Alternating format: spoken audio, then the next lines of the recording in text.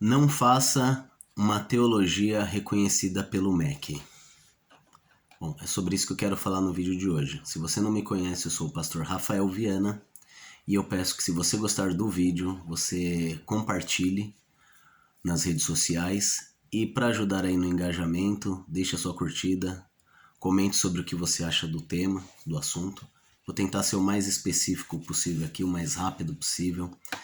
Eu quero falar sobre a influência que o MEC traz sobre a igreja, sobre a família, né? E sobre a igreja. Pronto. O que é ter um curso reconhecido pelo MEC? O MEC é o Ministério da Educação, ou seja, é um órgão do governo. Então, quando eu digo que eu quero um curso reconhecido pelo MEC, eu digo o que eu estou querendo na verdade. Eu quero que o governo interfira naquilo que os teólogos vão estudar. O governo vai ser responsável por escolher as matérias que os teólogos, que serão os futuros obreiros, os futuros a pregarem nos púlpitos, eles serão educados por aquilo que o governo quer que eles aprendam. Então, olha que loucura.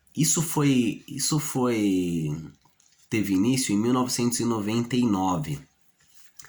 E segundo as reportagens naquela altura, né, naquele período, as pessoas ficaram felizes com isso. Por quê? Porque quem fizesse uma teologia poderia fazer um curso de mestrado, um doutorado, e poderia prestar concurso público e ganhar mais.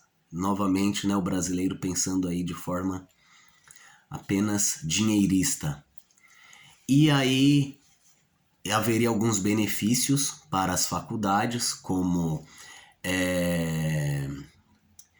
melhoria nas condições técnicas do curso, eles teriam um projeto pedagógico, eles teriam que ter um plano de desenvolvimento institucional, ou seja, eles têm que ter algumas diretrizes para poderem se enquadrar no MEC, para serem aceitos. Entre eles, um projeto pedagógico. O projeto pedagógico tem a ver com as disciplinas que serão estudadas. Agora imagina só, nós vamos estudar história da igreja, nós vamos estudar grego, nós vamos estudar hebraico, mas você tem que estudar todo o projeto pedagógico para ter um diploma reconhecido pelo MEC. Então, além de todas essas histórias, de toda essa grade curricular, você tem também que estudar sobre cidadania, num ponto de vista mais progressista. Você tem que estudar uma visão teológica mais liberal, aonde nega os milagres e o poder de Deus e exalta uma explicação científica errada. Nós temos que enxergar mais o lado do Jesus histórico, ao invés do Jesus como homem e Deus. Então, aí o camarada ele é formado, ele vira um obreiro, ele vai ser um pastor de uma congregação, e a sua mente está impregnada com essas ideologias, né, que foram impostas pelo MEC, porque o MEC está cheio de progressistas, socialistas, pessoas que vão dizer o que tem ou não, decidir o que deve ou não ser estudado para que uma pessoa seja obreiro ou pastor de uma igreja, e isso é um absurdo. Tá? Nós vemos aí já o exemplo na educação do Brasil. Quando o MEC passou por uma reformulação, nós vimos que o índice de aproveitamento dos alunos no Brasil foi caindo. Hoje, nós ocupamos o último lugar nos exames internacionais, no exame do PISA. Graças ao quê? Graças ao método socioconstrutivista, graças ao patrono da educação Paulo Freire, graças aos professores que aderiram a isso, graças ao Ministério da Educação que dá suporte a tudo isso. E agora eu trago isso para a igreja.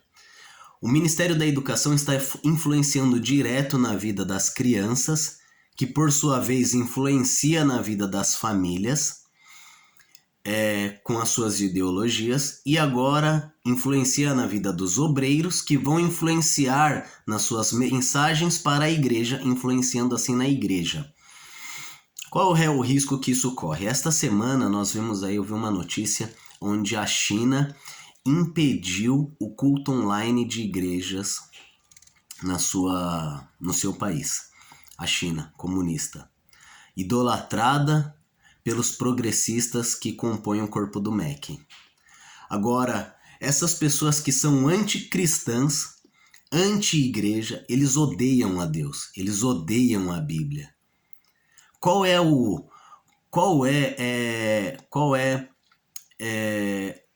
a pedagogia, qual é a grade curricular que eles vão oferecer para o curso de teologia?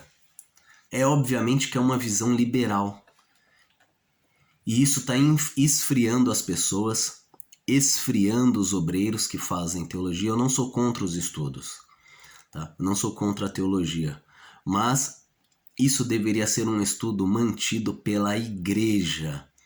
Nós temos o exemplo, por exemplo, dos Estados Unidos. Onde se iniciava uma vila, uma cidadezinha, logo se abriu uma igreja protestante e ao lado da igreja uma escola para as crianças e para os obreiros, e era mantido pela igreja e pelas pessoas daquela sociedade.